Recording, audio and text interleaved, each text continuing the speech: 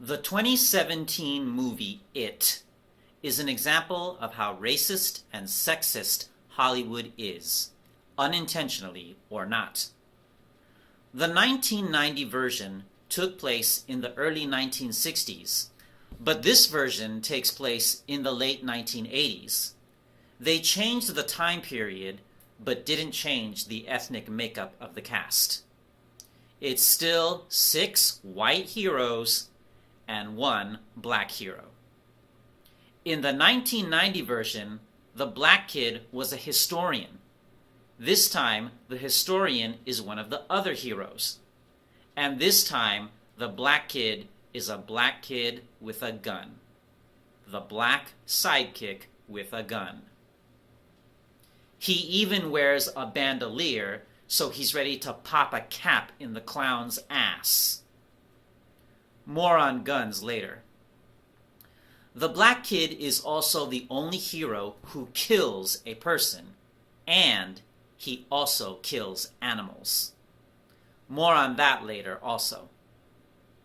In the 1990 version, the girl is never sexualized. This time, she is sexualized by the white boys while they're listening to rap music. In other words, black music, black culture, blackness corrupts white innocence. The girl is also sexualized by her father. This time, she also uses her sexuality to do the boys a favor. In the 1990 version, the girl's accuracy with throwing rocks and using a slingshot is necessary to fighting the monster. She isn't rescued, nor does she need to be. This time, she's a fairy tale damsel in distress. This version is also an example of Hollywood's preference for style over substance. Take the bloody bathroom scene. This time, there's blood everywhere, not just the sink. People and things drenched in blood is so ubiquitous in Hollywood that it's bland. The heroes clean it up, but in the 1990 version, the girl cleans it up only to see it reappear moments after she finishes cleaning it. Only after the heroes clean it up together does the blood not reappear. United, they stand. Less spectacle, more storytelling. Look at the rock fight scene. In the 1990 version, the girl is struck by a rock. Enraged, her secret admirer charges at her attacker. This time, that same scene is done differently and is much less powerful. This version is also an example of how unoriginal Hollywood is. This version might as well be one of the A Nightmare on Elm Street movies. In one scene, we see one of the A Nightmare on Elm Street movies playing in the local cinema. This attempt at clever referencing only reinforces how unoriginal the movie is. The girl looks like Kirsten Dunst. Again, same old bland Hollywood where everyone looks alike. Observe how Chris Hemsworth, Chris Pine, and Chris Pratt all look alike.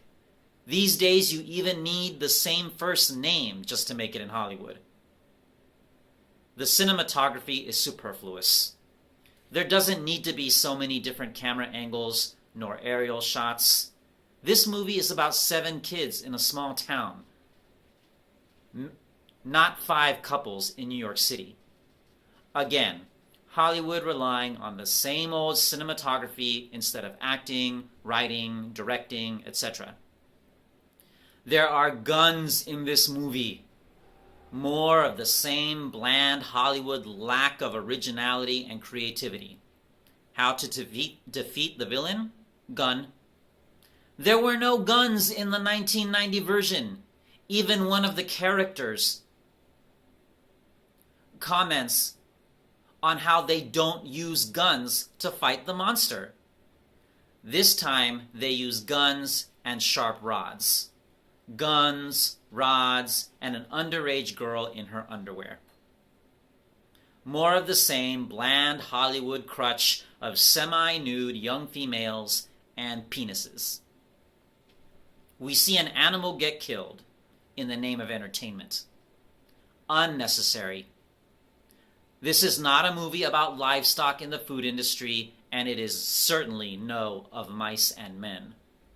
Worse, this movie begins with the graphic and gratuitously horrifying mutilation of a child in the name of entertainment. It's pornographic. It's voyeuristic. This is not based on a true story, and it is no Empire Strikes Back. It is yet another remake, not as good as its predecessor. Please do yourself a favor and watch the 1990 version.